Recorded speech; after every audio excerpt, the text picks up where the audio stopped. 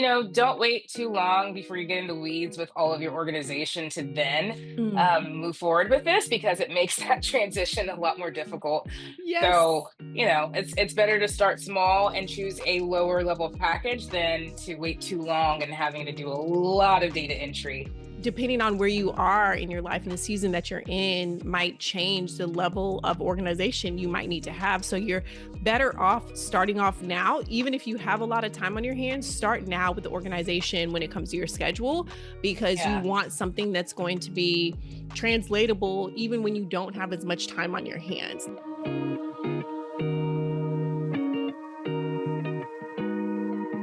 Welcome to Hot Tea with Uma and Bree. Today, for episode 3, we're spilling the tea on the very first steps to starting your business without burning out, blowing your budget, or losing your mind in the process. So, first, we're going to chat about how we started. So, Bree, did you start like part time, full time? Was it a side hustle? Like, what was your journey starting out like? Yeah, it's kind of weird because Steph and I started our business after we retired from playing basketball. So at Hmm. first, it was like full time, like entrepreneurship. Then I went back to school and pursued my RD license. So I was in like the sports nutrition space before I even became a dietitian because obviously I was an athlete. And then we had a Right. meal prep company for athletes. And then I pursued the RD license.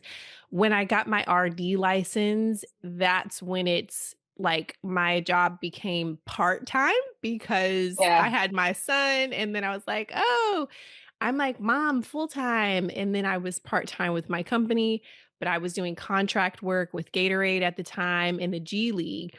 So I was Mm. all over the place, but I Yeah. was never in like a full-time position under somebody else outside of when I was playing in the WNBA. Like I was obviously a full-time Wow. employee then, but outside of that, everything was like full-time in my business, part-time in my business, part-time school, part-time in my business, part-time mom, part-time contractor for Gatorade in the G League. So girl, I was everywhere, basically.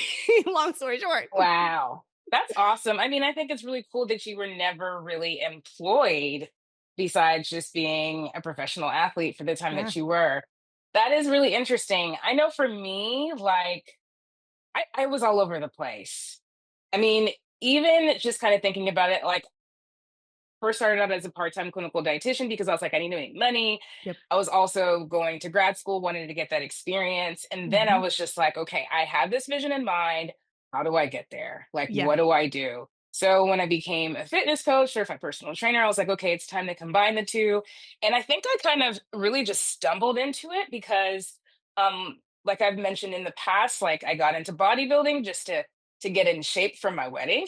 Not Yeah. ever thinking that it was going to lead me anywhere, and got bit with a bug and did really well. And that really honestly opened so many doors for me, oddly to say. And it allowed me to establish my business to really work with barbell athletes, bodybuilders, powerlifters, CrossFitters, and everybody else in between. And that's just kind of how it happened. But I'll say that in that process of really trying to make it something big, I was very open to taking anything that came my way. So it was like, "Hey, I saw you on LinkedIn," or "Hey, I've heard about you. Would you be interested in this?" "Yes, I'll do it. Yep. Yes, I'll do it." And it was just so Yes. much yes and not enough no, Facts. which kept me just all over the place for so long. Yeah. It was Yeah. crazy.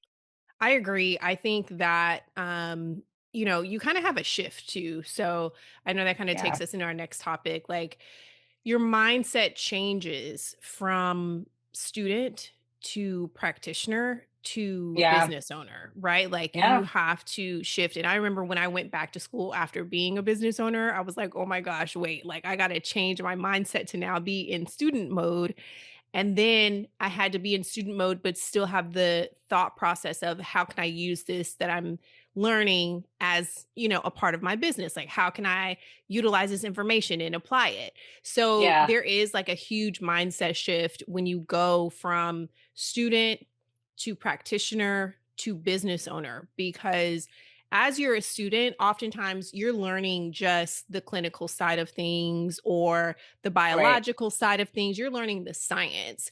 They're not teaching you, okay, this is how you start your LLC, and this is what an EIN is, and this is all the things that we're going to talk about today. But like, they don't teach you that type of stuff. So once you do actually Yeah. start your business, you kind of have to set the science aside part-time Yeah. because like you use the science when you're talking with your clients and like you're creating, protocols or handouts or whatever, but then a part of your brain has to switch into business owner mode and like, all right, I Yeah. got to get these taxes filed, like, or the IRS coming after Yes. me, like, so it's a different mindset shift. So I don't know. Have you experienced the same thing, at least transitioning from student to practitioner to business owner?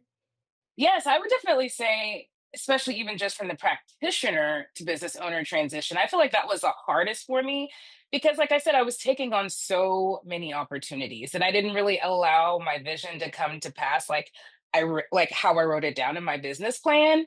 And so I feel like back then, if I would have just said, okay, like this is what you do, this is how you're marketing yourself, these are the people that you're planning to serve, you've got to carve out time to be able to grow as a business owner and learn all of the ropes as what it takes to be an entrepreneur and a successful one. And again, we don't learn that in school. Nobody said, Yep. hey, if you decide to go into private practice or have your own business, this is what you're going to have to do. You just kind of have to be disciplined enough to know when to say no and how to better manage your time and keep your eyes on the prize. You know what I mean? Keep your Big eyes on the facts. prize. Okay, like, that's it. Oh my gosh, keep your eyes on the Keep prize, your like, eyes on the filter prize. out the stuff. That definitely deserves a sip. Yes, absolutely.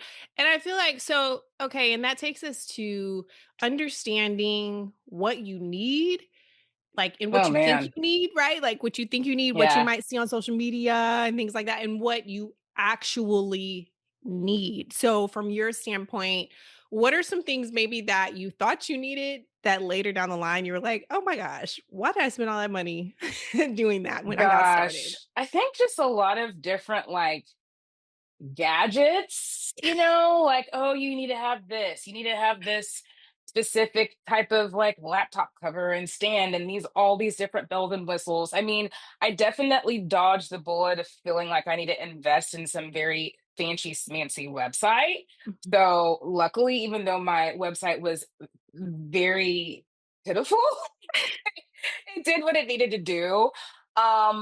I think really too, honestly, marketing is a big one. I think Mhm. marketing back when I started my business, I just didn't realize, hey, there's so many other ways to do it more effectively and more efficiently that are low cost.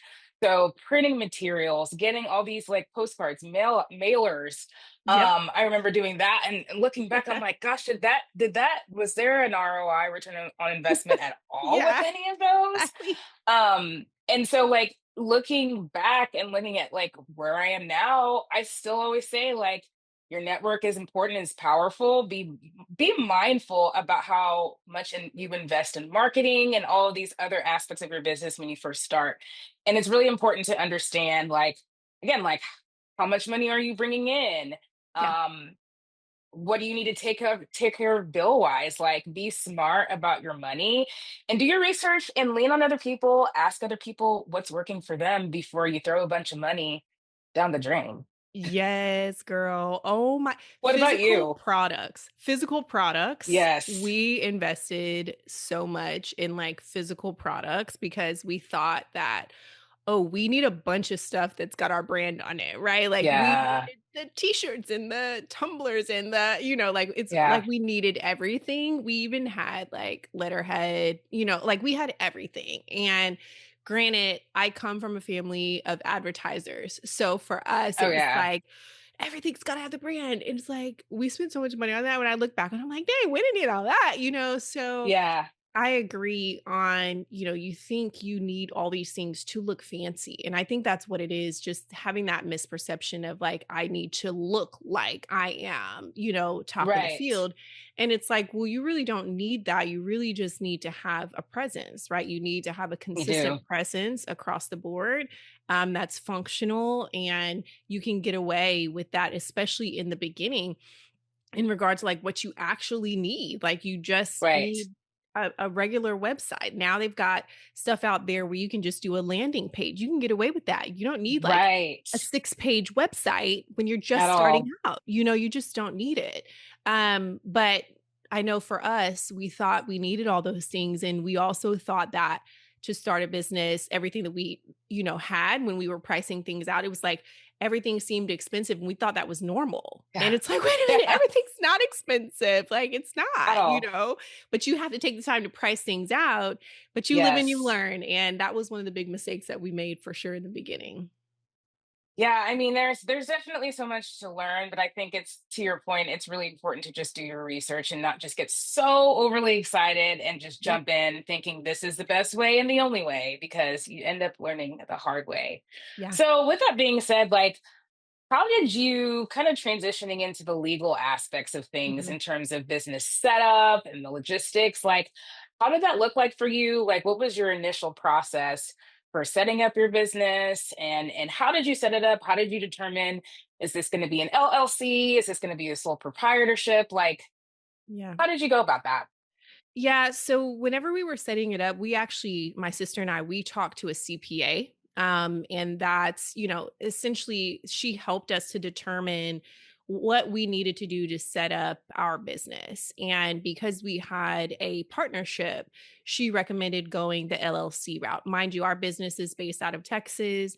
So for us, an LLC was going to one protect us both from, Right, liabilities, individual liabilities, and then it would also allow us to have a little more comfort in our partnership. If there were ever anything that were to yeah, happen, it's all in the LLC's name. It's not like it was like in Steph's name or my name or, something like that to right, make it a little more sticky if there were to ever be controversy. Thank God, like things have been so smooth where, it's been great, but we had everything in place. So we had that partnership right, agreement and we established an LLC.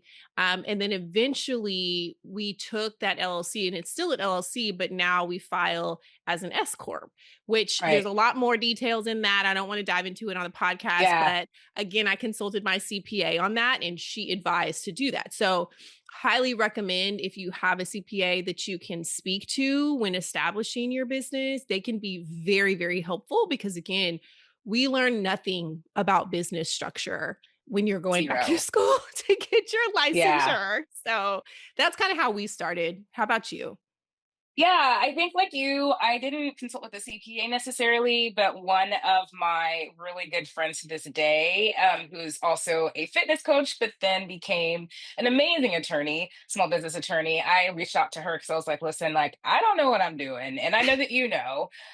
So I definitely pursued that route. She definitely helped me make sure that I wasn't making any mistakes, told me exactly what to do. And like you all, I did opted to do the LLC right for the liability purposes as well. In the event anything were to happen, it's not on my name, it's on the LLC's name. So I went that route. And honestly, looking back, I really feel like even now that I'm thinking about it, it's just so beneficial to just learn that piece and learn the ins and Yes. outs and not even just think like, okay, this is immediately what I'm planning to do with my business, but how is this going to affect decisions and changes in the long run? So Yes. if you decide to change your business name, what does that look like? Are you going to do a doing business as? Yep. If you decide to have more businesses under your LLC, what does that look like? What option should you go with? So definitely recommend speaking to either a CPA and or a small business attorney to lead you in the right direction. And the Small Business Administration website. Mhm. Say Yeah, it. it's a really great resource just to learn the basics about it before you even reach out to any of those professionals. But having those people on your team is so valuable. So yeah, and even since then, at least 180 Physique has evolved into being very, very exclusively based. And so we just kind of added the doing business as 180 Physique Mm, Athletics. So yeah, that was our path. Same thing with Well Rooted. And always wanted to make sure that it was about the brand and not about me because I've always had the mindset of growth and more people yeah. working with the brand. Yeah. No, that's Yeah. great. Because we actually started, our company was named Power Portions Meal Preparation LLC. Like when we first started our Yeah. business, and we went through a name change to turn it into Steph and Bree Wellness, but now we've got Power Portions is still a brand under our Steph and Bree Nice. business. We've got the Naw Collective as a brand, so they're technically our branches, but our legal name is Stephen Bree Wellness, which sometimes you'll see SNB Wellness, SB Yeah. Wellness. We have that flexibility like you. If things change and you no longer want to be the face of your business, you can still do different things. You can Yeah. use the DBA. Like there's so much flexibility there. And yeah, that's something to think about too in the beginning when you're naming your company, because things will evolve. And Yeah. especially as you find your business has adapted and maybe transitioned, if you're in the beginning, doing something a little more like open, that way Right. that later you can change it if you wanted to. So there's a lot of flexibility there. What about like Yeah. for you getting your NPI? Because I heard about getting an NPI one time in my program, Yeah. I and don't even know if I that heard was about it. it. Yeah, I don't even know that if I heard about it. I mean, but also it was a really long time ago, so memory. Um, I I knew about getting an MPI because I did have previous private practice experience, as a contracted employee. So I knew that that was like the first thing that I needed to make sure, and I already had it. Now, the type one and type two, which I'm not going to get into too much detail about, is a whole nother situation. Yep. But I definitely think it's so important, especially as dietitians or any other practitioner, to make sure that you get that, because that's the only way, that is your provider identifier. That's on everything. That's what every, health insurance claims, everything references, CAQH. For those of you that are practitioners, you know what all these acronyms mean. Yeah. But yeah, it was a pretty easy process. You just go to the registry and you follow Mhm. all the steps, and then you have one, and then it stays with you for the rest of your life. What about you? Yeah, and y'all, will drop the link to the registry in the show notes Yes. for those of you that have no idea what we're talking about, or you're fresh out of school and you're like, "I gotta get an MPI, but I don't know how." Yeah, I learned about an MPI in one of my classes, and it was because we were learning about insurance. So he was breaking Oh, down getting an NPI 1 and then an NPI 2, but he didn't dive too much into the NPI 2, so I had to learn more about that later down the line when I decided to yeah. actually accept insurance as a group practice owner. Yeah. But for those of you who are practitioners, you gotta get that MPI. You can't do nothing without MPI, y'all. Like, you absolutely need it in addition to whatever licensures you have. So if you're a dietitian, you have to have your registered dietitian's license. In some states, you might have to be a licensed dietitian. I know in Texas, we get our license, and there's other states that are like that as well. But Yeah. you Oklahoma. also need that NPI number. Yeah, I mean, it's definitely important to make sure. And then again, adding on to that CAQH, you'll need that too. But again, we'll talk about that later and drop those websites in the show notes. So what about like your business account? Like how did that Yeah. look like for you? Because I know for me, I always heard no commingling of funds, no commingling of funds. You've got to be careful, tax purposes. It needs to be a clean sweep. Yes. So like, what was your process for that? Yeah, so we kind of did everything at once. So when we registered our business and got our EIN, so you get your EIN from the IRS, y'all, that comes from the government themselves. They give you the EIN number when you register your business. And we established our LLC. We're like, okay, what's next? Now, I didn't know I needed that EIN number and all the other things to get a business account. Like that was very new to me. I was like, oh, we could just go get open an account and like so I learned the Yeah. difference between a regular bank account and a business account. And then when we went to go get the business account, they were like, oh, okay, cool. We need all this paperwork of, Yeah.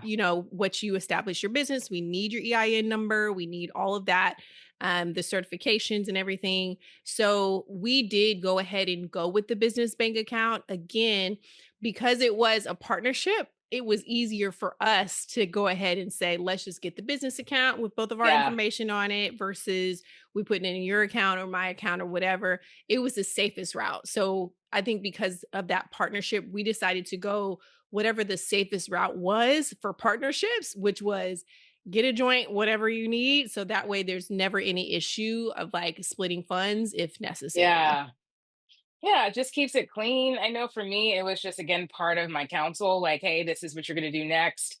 Again, it was very much put in my face, no commingling of funds, and this Yep. will be important come taxes. And when you're actually going to the bank account to get your business account set up, you guys, like, you'll usually be able to have like a form that has all of that information on there and then literally just hand it to Yep. whoever's helping you get that set up. So it makes it very nice and easy. You can go ahead and get your checks established. Then, if you want to get Mhm. your some business checks, you can get a business debit or credit card set up. So I recommend doing that all at once. That way, it's out of the way. Yes. But it's a fairly easy process, and it's really beneficial just to keep everything separate, and your CPA will thank you. Mhm. Facts. Like, it's so important, honestly. And at some point, we'll probably talk about tech during on this podcast where we talk about different things that you'll be able to connect if you're accepting payments in your EHR. Yeah, The Stripe account, it goes directly into your business banking account. Like, there's so it just makes life easier when you've got that bank account set up. And a lot of the things that you might use, especially now living in the tech age, will require a business bank account. Oftentimes now they won't even let you put just like regular accounts on there. So yeah, go that's a ahead good and get point. it out the way. Get it out the way. Yeah. What about setting up your systems? So, going on the topic of tech, talking about different types of platforms, electronic health records, like, what was your journey in kind of figuring out what you needed to start out with, what's working best, how you wanted to track everything? How did that Yeah. look like? Well, it's funny because when we first started, I was doing everything by hand, like recipes by Wow. hand, notes by hand. Like, What? it was crazy. I don't know Woo! why I was doing that, girl. Commitment. No, it was a mess, is what it was. And I really don't recommend that. Y'all, I don't recommend that. Get whatever platform. So when I discovered technology platforms like an EHR for private practice, so the first one I started with was Healthy. Mhm. And I thought that was like such a game changer. And it was at the moment too, Yeah. because at the time there weren't a ton of people doing telehealth, but we were because again, I was stay at home mom and I was navigating, life with the baby and husband traveling, all the things. So started with Healthy. It was amazing. And the one thing I wish I would have done, and I think I talk about this a lot just with different talks we do for entrepreneurs, I wish I would have set my systems up and wrote down all of my systems when I Yeah. started, right? So I was just getting tech, learning it, and I was storing that information in my brain. I wasn't like saying, oh, this is how I did this. This is how I set up this account. And that bit me in the butt when I started adding clinicians to my team. Um, but my sole platform was Healthy for the longest and an email. That's it. That's all I was Yeah. using. And it was great, especially in the beginning because I didn't have a bunch of systems. I also didn't have a huge team. It was just Steph and I. There were no admin assistants. There were no other dietitians. It was just her and I. So all the Yeah. communication we needed was right there in those platforms. And then as we grew, I transitioned to Practice Better, added a task management system, which we now use is ClickUp. We still have our emails now through Google. So I feel like as you grow, you end up adding more platforms, but I say go with the most essential ones first and get to know those really well and set up your systems and write down the things that you're doing. That's wonderful. I completely agree with like starting with the basics. And the nice thing about Healthy and Practice Better is that they have very affordable basic plans. And I think it's just important on that topic just to do your research and get a good evaluation of, okay, what does each platform offer? And it doesn't have to be any of those two. There's several. There's Calyx, there's Simple Yeah. Practice, several more. And then just figure out like what works best for you, what has the actual functions that you feel as though that you need.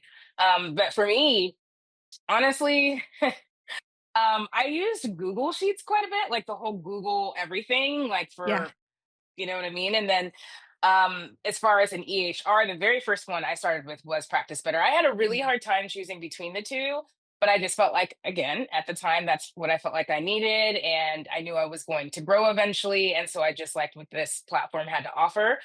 And then, in terms of just communicating with my team, at first it was Slack, just because I think that was just the easiest. That's what I knew. And then when I figured out that Zoom actually has a workspace, I just transitioned completely over to that. And so it just makes communication with the team, my admin, very seamless, very easy. We can DM each other. We can create different, very similar to Slack, different channels that are assigned to different topics. And it's just better than email. You know what I mean? It's Yes. just very, very simple. And we can do a lot of some task management on that as well. So it just, you got to figure out what works for your business. Um, we also have our phone lines on there. So separate Mhm. from our actual personal phones, and we can text, we can communicate with our clients. It's all HIPAA compliant. So lots of really great options. But yeah, you got to figure out what works for you, and don't feel like you got to throw a bunch of money to get what you don't need Mhm. right away, because again, you can always change and pivot. It's normal. Completely normal. Yeah. I mean, when we look back on it, I feel like the top things are like in the HR, right? Like, or Yeah. something to use to where you can track your clients in a HIPAA compliant way, and the other thing is communication platform, right? Those are, and Right. you get really both in like Practice Better as well as like Google Workspace, which is what we use now too. And I'm so glad we switched over to Yeah. that. Um, you Yes. know, Wonderful. like, though, if you have those things, those core things, that's great, and then once you get to a point where, like, you really want a task management system, that would be the 3rd and final thing, but, like, you can literally do everything you need from those 3 platforms alone, and if you Yeah. think you need to add more stuff later, you can, but I would say those are some of the most essential. Yeah. I agree. I agree 100%. And then just, don't wait too long before you get in the weeds with all of your organization to then Mhm. move forward with this, because it makes that transition a lot more difficult. Yes. So, it's better to start small and choose a lower level package than to wait too long and having to do a lot of data entry once you Mm. actually make your decision. Yes, facts. And Bit of so wisdom that there. kind of, I feel like that brings us to when you are deciding the type of technology or platforms you use, it's important to understand the offers that you're going to Yeah. make available to your specific clientele. So, touch a little bit on that. Like, how did you kind of nail down some of your offers? Do you think people should nail down 1 or 2 in the beginning? Do you think they should add more? How do you think people should go about that? Elaborate on the offers. Mhm. So Wow. they know. So they know. So when it comes to offers, I know I will probably have to put this definition in like the show notes, but when you think about offers, these are the things that services you are making available to your core clientele. So this could be like one-to-one sessions, it could be packages, it could be group coaching, it could be Mhm. even like a course or something like that. So there are so many different offers that you can make to your particular clientele, and it doesn't have to Yeah. be the same as everybody else, but understanding that is very important too in our space. Yeah. So yes. So with that being said, for me, I knew initially it was going to be one-on-one. I mean, that was just kind of what was in demand for me. That's honestly really what I was passionate about too when I started my group practice, or my private practice turned group practice, is because there was such a request for this for so long. Like I said, I've always been working previously with like athletes, and always had people saying, "Hey, when are you going to work with us non-athletes? We need you, whatever. I'd love to work with you." So I was Yeah. really excited to just be able to add that to what I was doing. And prior to that, I was doing a ton of packages. So everything from training and nutrition and coaching, that was just my jam. That's what I did. I did a lot of challenges. I did a lot of group courses, but I really wanted to then switch to one-on-one. And then eventually started adding a little bit of that back in. So it's really important, in my opinion, based upon what people are asking of you and based upon what you actually have the capacity and passion to do, to Mhm. determine what those initial offerings are. Because maybe there are a lot of people that are like, "Oh, I want to work with you and I want you to help me to get to my goals." But maybe you don't really have the capacity to do that at the Yeah. moment. Maybe you're starting off and your practice is your side hustle. So maybe Mhm. group is going to be a better route. What about you? Yeah, I agree. I think, finding what works for you and what works with the clientele that you want to work with. And that's Yeah. kind of where you find that happy medium, because you might want to offer something and you might think it's fantastic, but like if your clients don't feel they need that, or like don't really Right. want that, or it doesn't work with their lifestyle, they're not going to buy it. So you do have to find like that happy medium there. And I think, once you've determined what that is, I think it's important to stick with it for a little bit. I feel like it's Oh, very yes. easy to just hop from one thing to another because, it's like these shiny objects. You like see the shiny object and it's like, "Oh, let's try that and let's try that." Yeah. I've gotten caught up in that Yeah. so many times. And Same. like it kind of comes with the territory, but I recall in one of my business coaching sessions, she was saying, there are alligators. These are things that look Yeah. great and like you love them, but they're just like taking away at the money in your business because it's a passion of yours and not necessarily something that your clients need, but you're pouring a bunch of money and time or investing time into it. So figure out what that one to two things are that you want to make as an offer that your clients will enjoy, maybe what they've been asking for, as you said, and then stick with it for a little bit. Spend some time getting really good at Yes. that, turning profit on it, and Right. ensuring that it's something that can stay. Because if you establish that line of income from that one to two services, and you're like, hey, this is good, we're solid here, then you can start building out additional offerings if you want, Yeah. packaging, whatever. So that's kind of, I learned that because I started with just one to ones and I was like, wait a minute now, this Yeah. is not doing it for me. Like I need some Yeah. packages to kind of build this out and make me a little more money. So then we transitioned to packages. Then we transitioned to accepting insurance, which kind of changed some things for us, but we also Yeah. still had packages going. So again, learning what our clients needed and then what was going to work for us was key in Yeah. determining what those offers were going to be. I couldn't agree more. And it's really important, like that whole idea of mastery, like staying in it, being immersed in whatever that skill is. Because I mean, honestly, that's how you grow, right? Like Mhm. if you are starting as a solo practice and you want to go into a group practice, you need to know, you need to be able to be in that skill enough to be able to then teach others that come on board with you and know the ins and outs and know the what not to do and what you probably should do type of things. Mhm. So I think it's really important just to make sure that no is remember that no is a whole sentence. Yep. It really, really is. I know that we So say that and good. hear it all the time, but it really is. Yeah. Like, because you're going to get so many things thrown at you as a sports, wellness, nutrition, fitness professional. I mean, Yeah. the opportunities are continuing to become more and more endless. And so it's really important that you just stay the course, don't get distracted, and make sure that you are mastering those skills and those offerings and stay in it for a bit, like you said. I think it's really important just to make sure that we're also focusing on like building a realistic schedule and a pace that actually Mhm. makes sense and works for you. So, like, it's funny. I was just talking to my husband the other day. Thunder had a great win, the Western Conference Yes. final winners. But we were reminiscing. We're like, man, this has only happened one other time, and we were there and we were in the thick of it, and it got us talking to like, what were we doing as young professionals? What were you doing Yeah. with our time? We had so much time. So Yes. it's like what worked for me when I first became an entrepreneur does not work for me now. Mm, Like mm, mm. it's night and day. Yeah. Schedule's different. I had to be so much more intentional. It's like you go here, you go there, it's work, kids, husband, life, like everything. So it's Yes. important to know where you are in this journey and make sure that you actually curate a schedule and a pace that is realistic, that you can maintain, that you can be consistent with so that you don't get burnt out and that you can really execute and serve people like you should. What about like what are your thoughts on Yes. that?